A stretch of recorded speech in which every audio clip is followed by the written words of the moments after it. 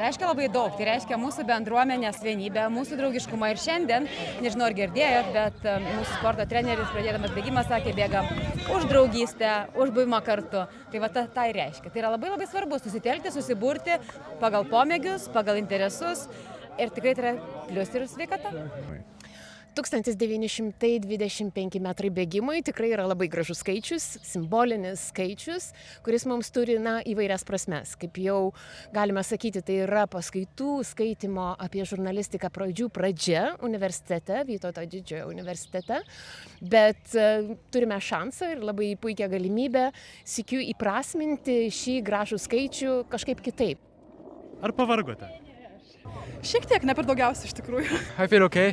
I was with one friend, we were running together, and all my groups of Spanish friends from Erasmus. So we are all happy to finish and to be together for this. Ar esate patenkinta savo rezultatu? Taip, šiaip buvo tikrai lengviau nei tikėjausi, buvo labai smagu, labai faina tikrai bėgti, nebuvo labai sunku, kaip įsivaizdavau. Taip, pakankamai patenkintas, visi fainas vaibas, visi fainai bėgo, visi kartu bėgo, buvo faina. Aš esu patenkinta universitetu, aš esu patenkinta savim, nes vėl prabėgau distanciją visai puikiai, tikrai esu patenkinta visais, kurie bėgo kartu, buvo labai smagu.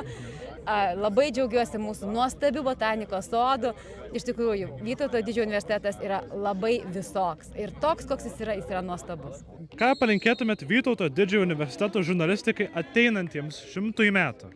Palinkėčiau, kad liktų prie savo tokios konstantos arba vertybės kurti dialogą. Nes šiandien mes turime labai daug debatų.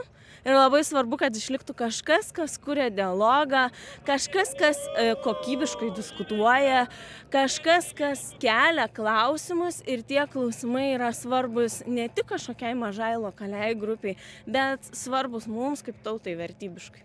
Per 100 metų linkėčiau išlaikyti tą centrinę ašį, turėti savo labai tvirtas vertybinės gaires, bet taip pat labai smalsiai keistis.